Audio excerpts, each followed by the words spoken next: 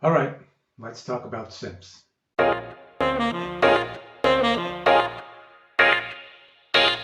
First of all, before we actually get into what a simp is, well, let's start to differentiate what a simp is not. Because so many times in the manosphere content, simp just becomes sort of any kind of person or any kind of man who is nice to a woman.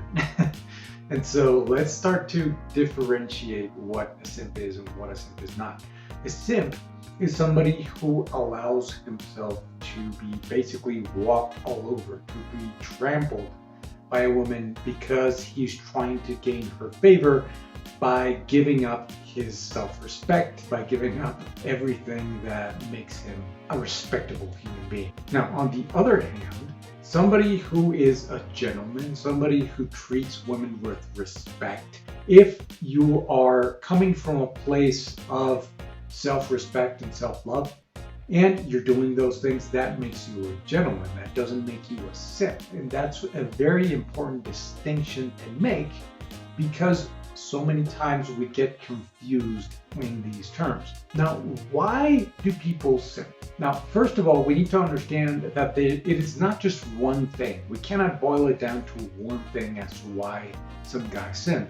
It's a combination of things. Now, one of those things is loneliness. We've talked about male loneliness on this channel, also written an entire article about it. You can go check it out in the description.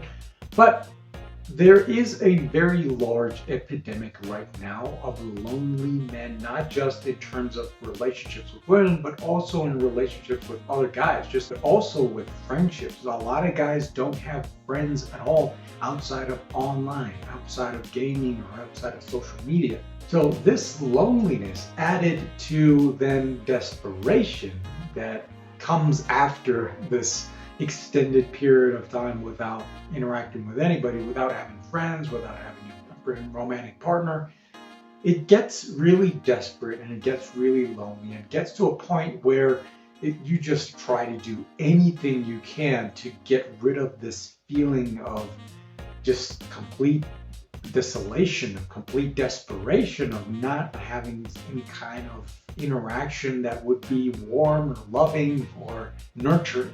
Then comes to add it to other things, because if you are not having a lot of friends, if you don't have a lot of interactions with other people in the real world, if you don't have a lot of interactions with women, then you become very, very socially awkward. Whatever you don't practice, you're not really going to be good at. So if you're not practicing interacting with people in real life, then you become very socially awkward, and that adds on top of everything that is already becoming a very crushing situation for a lot of guys. And now, added to all of that are social pressures as well, because whenever we think of an alpha male, we sort of think this guy that's able to get women who left and right. You know, and it has a variety of choices between women that is just unbelievable. So if you are not able to get a date with a woman, or not able to get any kind of interaction with a woman, you're not even able to talk to women, that then puts a lot of social pressure on you, because there's this sort of social pressure for men to perform in that way. And there's also a lot of ostracizing from other men, and also ostracizing from women, that are basically the first insult that people throw at you is either incel or virgin or something like this, something related to you not being able to get women to sleep with you. So this social pressure then gets also crushed on top of everything else that we've already talked about. There's also a biological factor, which is testosterone creates this serious urge for men to have sex, and we don't have immediate access to it. And especially with all the things that I've already just mentioned, it creates a lot of desperation in these guys, because they have this deep urge to have sex, but they can't get it. So added to all of this, it creates a complete chaos, of complete crushing feeling of desperation that leads men to simp, to do absolutely anything, to give up their dignity, their self-respect, their self-love in order to get the attention of a woman, because they're so desperate for attention, they're so desperate for companionship, they're so desperate for sex, for love, for intimacy, right? And so when they can't get these things in real life from real people, then a lot of men turn to the internet. And this is sites like OnlyFans have really monetized male loneliness, because this is exactly what these guys are getting. It's not necessarily the lewd content or the pornographic images or videos or stuff like that, because we can get that for free anywhere. You can get that for free hours and hours and hours on end, including like VR stuff and crazy things like you wouldn't even imagine. But that's all free. But the reason why guys are paying for OnlyFans is not for the lewd content. It's because they want that intimacy. It's because they want that girl to mention their name on a video. It's because they want them to send you something physical to your house, or they want them to text you something nice or tell you, oh, I love you so much. In fact, there is now AI bots that you can download on your phone, and I'm not recommending this, but you can download on your phone that sends you texts like if you had a virtual girlfriend, right? And she's texting you all day long. This is AI. And you have this fake girlfriend, right? That sends you loving messages and texts you like kissy faces and stuff like that. Because guys are so desperate for love and attention and intimacy that it leads them to then create something transactional. If I just give you some money, will you just give me that thing that I'm craving so bad that I can't really get? The harder I try, I just can't seem to get it. So if I just give you money, or if I just throw money at it, then I can get that immediate fix of that thing, or at least give me like a little hit of it, even if it's not real, even if I don't understand that this is not an actual relationship. It at least gives me a little bit of that feeling, and that satisfies a little bit of that addiction. Because here's the important part to understand: this is an addiction. Simping is not love. A lot of times guys will sort of justify themselves that they're simping because after this girl because they are in love. But more into, if we look at it more deeply, it's really an addiction. It's an addiction to getting that fix of that intimacy, of that love, of that connection that's not really there, but it gives you a little bit of a placebo that you can chew on for a little bit until you actually get the real thing. But you're not really lusting after the real thing after you get that fix. You're just stuck on that same cycle. One of the most common things that people do is take the red pill. So every person who is a simp hater was once a simp. Just about every single person I've talked to who has taken the red pill, their journey starts with trauma related to a woman. I was in love with this person and they cheated on me. I was in love with this person and they took advantage of me. And then any human being will look at themselves and start to wonder, okay, like, how did I get into this situation? How did I waste 3 years of my life? How did I end up paying this person's rent for 6 months? And I never even, like, they were never even my girlfriend, and now they're dating someone else.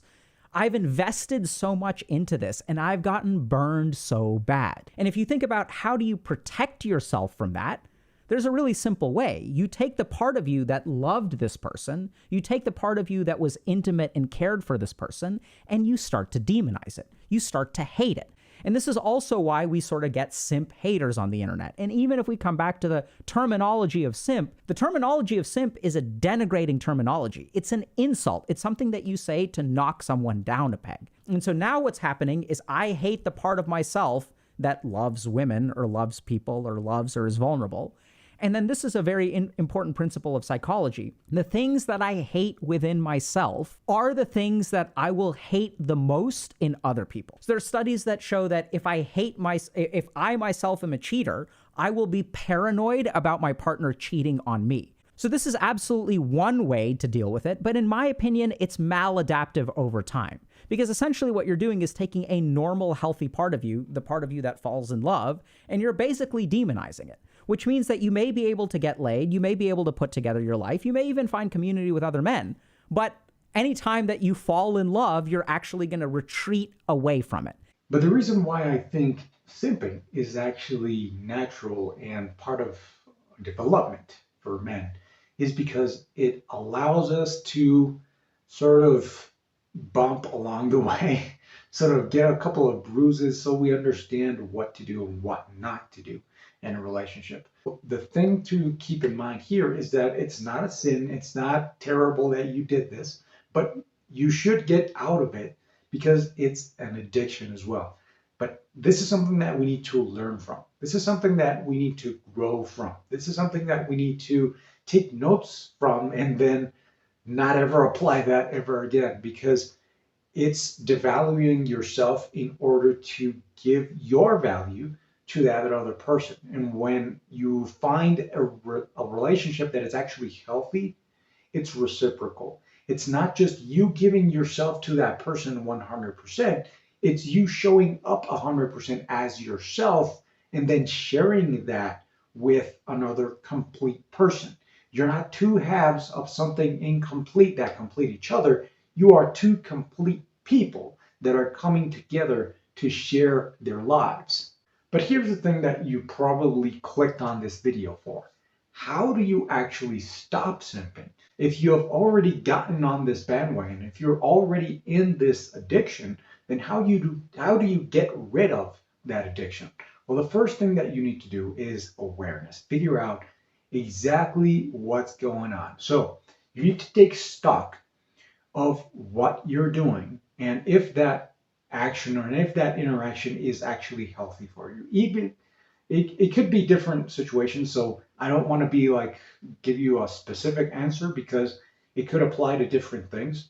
So I want to say if you're looking at a relationship that you're in right now, and you know that in that relationship it is completely lopsided, and you're giving everything of yourself, and that person is just taking.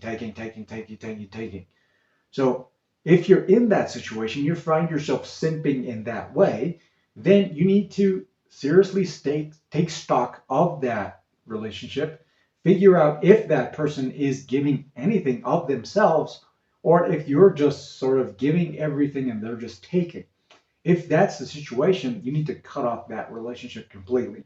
Cut off any kind of relationship that is completely 100% lopsided. Now, relationships can be give and take, they're reciprocal, and healthy relationships are reciprocal. So you give, you take, you give, you take, and sometimes you take more than you give, and sometimes you give more than you give. It doesn't mean that it's an unhealthy relationship, but if you're taking more than you're giving, and if you're not really willing to give, then that's not a healthy relationship. So you need to cut out any kind of relationship that is 100% lopsided. You also need to pay attention to how she's treating you, how she treats you, also, especially in social settings. If she openly disrespects you, if she openly challenges you or openly emasculates you, and you just go along with it, then it's 100% toxic. And you're not really giving yourself the respect and the love that you deserve. So here's the thing that you need to do: cut out all of those relationships. If you're in a situation where you're paying for like OnlyFans or things like that, or you're just sort of paying for the semblance of intimacy with somebody, then you need to cut that out as well. But here's the thing that we need to understand about all of that: no matter what the situation is, it's an addiction. And just like any addiction, there's going to be withdrawal pains. So the moment that you quit this person, the moment that you quit OnlyFans, the moment that you quit that cam service or whatever it is that you're doing, the moment that you quit that, you're going to get withdrawal pains. So this is to be expected. It's okay for you to feel those things. The main thing is that you remain consistent, that you allow yourself to have that space to sort of wean yourself off of that addiction. And also, the most important thing to remember out of all this video, if you can just walk away with one thing from all of this that I just said, it's all about self-respect. The number one thing that you need to have for yourself is self-respect. If you give that up, you give up everything. In any healthy relationship, both people in that relationship are going to have self-respect and respect for the other person. If that is not there, that's not a relationship that you want to be in, okay? So first of all, respect yourself. Allow yourself to be respected. Love that person, give to that person. There's nothing wrong with that. There's nothing wrong with being nice to that person. There's nothing wrong for doing nice things for that person, to giving of yourself or sacrificing your time or your effort for that person, if that person respects you and loves you and does the same for you. So self-respect is the number one thing. Okay? Love yourself, respect yourself, like the video, subscribe to the channel, and I'll see you guys in the next one.